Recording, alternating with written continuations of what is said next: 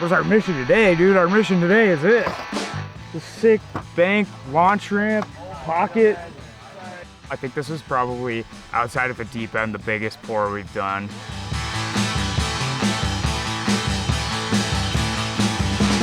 This is our DIY skate park. It's a skate park built and funded by volunteers and by the citizens of Rochester and Honeoye Falls and all the local skateboarders in the area. We all come together and make this thing happen.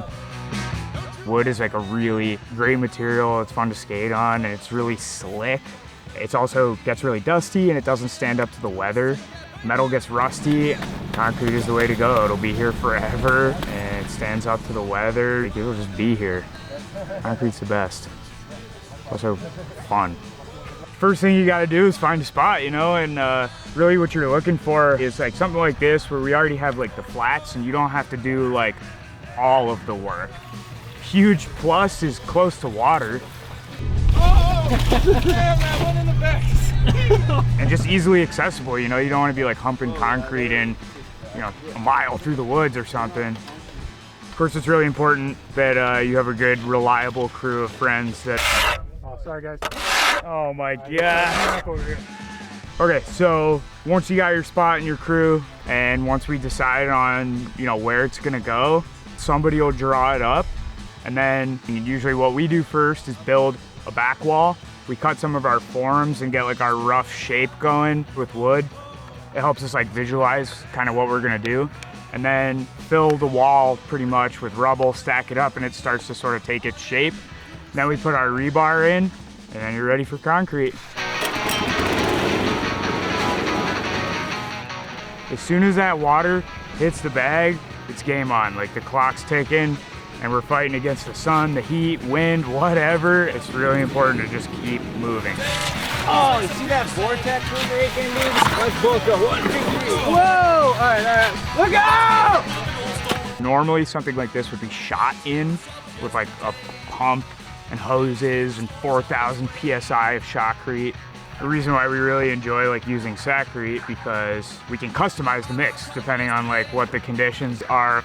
So today it's really hot and our pour has been sitting in the sun all day.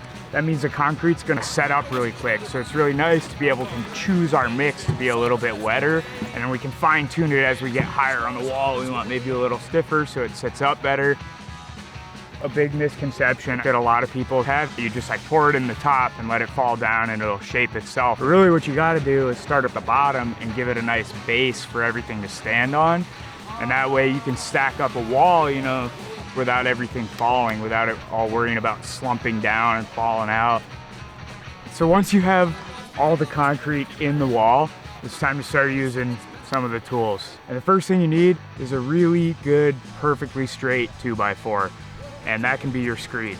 So you're gonna use that to show you where you're low and it's gonna knock down whatever's high. You can sort of like hand it towards you so you're pulling the edge of the 2x4 down, and then you kind of like sweep across and you let the screed pull all the concrete where it needs to be. And then the next thing you need is a wood float, and that pushes all the rocks down. And anytime you touch the concrete, it's gonna start to bring moisture to the top, and this is like the first sort of rough tool you wanna use. And you're just really looking to take the high spots and make them lower and take the low spots and make them higher so you get a nice even plane. And pulling everything around, working the moisture up so you continue to have material to work with. The next thing you're gonna use is something like magnesium. Really just kind of all different stages of like pushing rocks down and how much water and fat or cream, as they call it, is gonna pull out of the concrete. And a good rule of thumb is when the concrete stops being shiny, it starts to look matte, it's time to hit it again. So once we get past all that and we've got a nice shaped wall, it's time to hit it with steel. And that is what we call finishing. You're doing like fine tuning, like fill all the tiny little holes, maybe pull out the last couple tiny rocks that have worked their way to the surface, cleaning up all your edges, making sure everything's filled and sealed up. The last thing we do is give it a couple days to really cure to a strength that's gonna stand up to all the wear, and then it's time to skate it. I think it came out pretty good.